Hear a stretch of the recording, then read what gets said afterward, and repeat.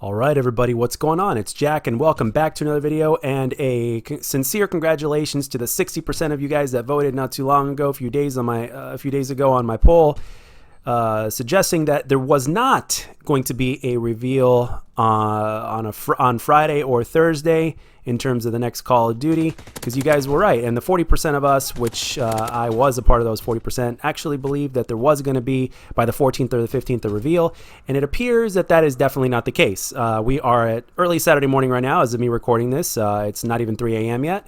But the thing is that apparently right now Sledgehammer Games and Treyarch have extended their double XP and the merits and all that kind of stuff up until the 28th, which basically leads me and other people to believe that there may be some sort of reveal on the 28th. Now, I don't think that there's going to be a multiplayer reveal, like an event. If there is, hey, I'm more than open to it, right?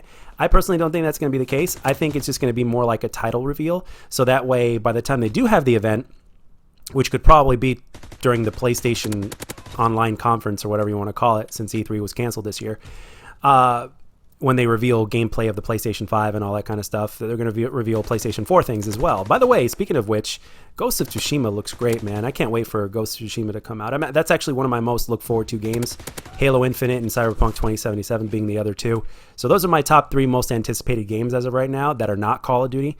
But anyway, going back to Call of Duty, I think it's going to be more of a title reveal on the 28th, and then during the PlayStation conference, or whatever you want to call it, I think we're going to get a full-on reveal in terms of the campaign as well as the multiplayer, similar in a sense to the way it was done in E3 with Black Ops 3. Mark Lamia came out, he introduced the campaign, and then after about 10 minutes or 20 minutes of that or so, David Vonderhaar came out and basically introduced the multiplayer, and then there was a trailer of the multiplayer gameplay, and then the beta was announced. So I think there's going to be somewhat more or less a similar type of formula in terms of what they're going to reveal in terms of that. So lots to look forward to. Now, I streamed today for 10 hours, divided between YouTube and Twitch today. And shout out to those of you guys that showed up. Thank you very much. And also shout out to one of my viewers specifically that suggested that I was in a lobby that was having bad connections. I was actually lagging, and I haven't played World War II long enough or consistent enough to notice the difference like right off the bat. But after a whole bunch of games, even after he went to sleep, after he left the stream, I basically said, you know what? Let me get out of this lobby. Let me get out of this lobby. And then ever since I got out of that lobby, every single game after that was like night and day in comparison. I had a fair chance against everybody else, and things ended up turning in my favor for the rest of the stream, and it was awesome. So yeah, that just goes to show that, Jack, sometimes you got to stop being stubborn and just listen to when people say something. Not everybody's going to troll you, Jack, so you got to listen. So shout out to you, my friend. I think his name is iUniverse on here, so thank you very much. And yeah, next time I feel anything like that, I'll just back out of the lobby. I just didn't know any better because every game feels different, so I just didn't really pay attention or notice it all that much. But yeah, new lesson learned. But anyway, going back on subject here. Now, going back to what people think on stream, because on stream you guys talk to me a lot. For those of you guys that do show up, I will say this. There are definitely, and for good reason, and a multitude of reasons, as to why people have absolutely lost faith in Treyarch. And some of that is because of Activision as well, and because of their involvement and how they're involved with the games and the kind of impact, whether positive or negative, that they can have on the game. Mostly negative.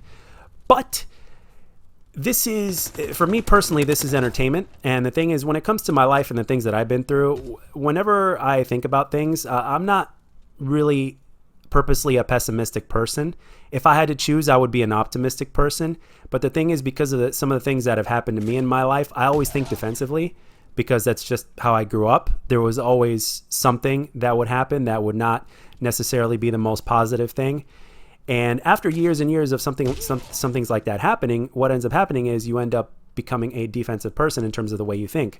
Like, oh, what could go wrong? What's the worst possible scenario? So that way you can protect yourself. So that way you're not disappointed or hurt. And I think that when it comes to the Treyarch and how people feel about Treyarch and what they presented to us with Black Ops 4, and for the multitude of reasons that they didn't like Black Ops 4, I very much understand where they're coming from, to say the least, especially when I compare it to life and the way I think. But when it comes to video games, though, and I wish I had this ability with life as well, because I'd rather be an optimist in everything, despite the fact that the odds may be against me or that I may be totally wrong. But the thing is this is entertainment, long story short, and every single time a new Call of Duty comes out, I always look forward to it and I always hope for the best. However, because of the history, my expectations are low. But with that being said, I am like having some sort of, I want to be like in the middle to where, yes, my expectations are low, but at the same time, I look forward to the game being good. Like, it may not have the best graphics, but from a gameplay standpoint, it could be an absolute hit.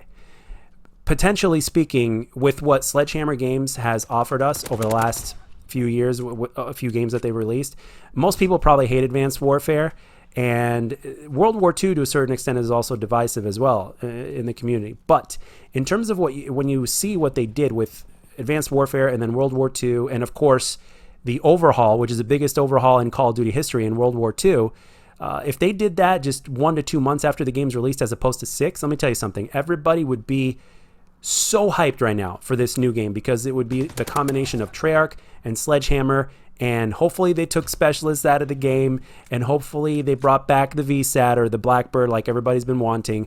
Good streaks, a good creative class system, a game that's basically a hybrid of the best of what Black Ops 1, Black Ops 2, and even World War II had to offer. And hell, maybe even Advanced Warfare. You know why? Because Advanced Warfare had a few gems in that game, okay, that a lot of people are overlooking. For instance, the first thing that comes to mind is the customizable score streaks. That is so Call of Duty. That is definitely a Call of Duty-esque thing. They didn't look at other games for inspiration, right?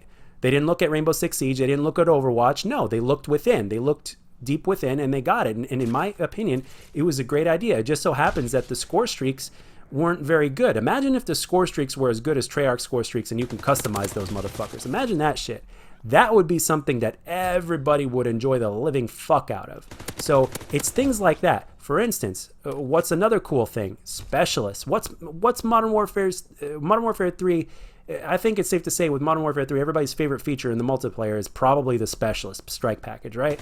So that is very Call of Duty-esque as well. So, and I wanted to remind everybody of those things, because when everybody thinks of Sledgehammer, they think of Advanced Warfare and the Advanced Movement, and they also think about World War II and before the overhaul and the negativity of World War II. I myself am divisive about World War II as well. I'm enjoying it a lot more right now, but at the same time, there are things that I constantly notice that I've always known from the very beginning since I played that game when I first played it, before I put it down. The game still has these problems. However, the thing is, I cannot help but look at some of the positive things that the game had to offer. Because when you look at it, like, it was really close to being one of the best boots on the ground Call of Duties since Black Ops 2. I kid you not. If there was just a couple little things that did different. For instance, with the creative class system, the creative class system was really solid after the overhaul, especially. But if I think it would be even more solid if we had 2 basic trainings by default instead of 1, for instance. That would have made it really good. And it was a unique system. It was Call of Duty-esque, and it wasn't Pick 10, because people were getting sick and tired of Pick 10.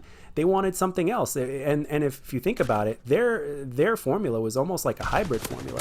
And again, it's these little things that count that make Call of Duty what it is, and that should be applied to a Call of Duty game, because Call of Duty has enough to basically keep it going by itself. It's got its own formula, and it's got enough to build on. So there really is no need to look at other games for inspiration or to get ideas and implement them into our franchise. So the thing is, with this being Treyarch, with this being Sledgehammer Games, and of course Raven helping as well, and Vonderhaar being back, you obviously, hopefully Aaron Hanlon is still in there, I hope so. When you look at it from the positive side of things, and try not to focus on the Activision bullshit, even though we're probably going to get free DLC. We're probably going to get crossplay. So, and all the leaks are saying certain things. We don't know anything beyond that. But the thing is, when you look at the possibilities, this next game could very well be one of the best Call of Duties that we've ever experienced. And I will hope that it does accomplish this. But at the same time, I am going to be aware of the past and keep my expectations low, and be very critical when the multiplayer reveal does come out, because I've been playing this game for almost a decade now. As a matter of fact, I have been playing this game for a decade now. And I know what to look for when it comes to looking between the lines when a reveal comes out. And I'm sure those of you that are watching do as well. So I'm going to remain optimistic. I think the game is, from a gameplay perspective, I think it could be golden. It all depends on which direction they go. So there's a 50-50 chance. So I am going to be on the optimistic side on this. And I want you guys to let me know what you guys think. Are you optimistic? Are you not optimistic? Or did this video help make you optimistic? And that's all I got for this one, guys. I've already gone into overtime. So let me know down in the comment section what you think. And of course, do you think that the reveal is going to happen on the 28th? Or do you guys think it's going to happen a little bit later? Or do you think both? Basically like a title reveal on the 28th, little tease, and then after that at the event, like Black Ops 3. Anyway, I hope you guys enjoyed this video. Thank you very much for the continued support in the last videos, guys. I truly appreciate it. And as always, if you enjoyed this, let me know. And if you didn't, let me know what I can do to make my videos better. And I'll catch you guys on the next one.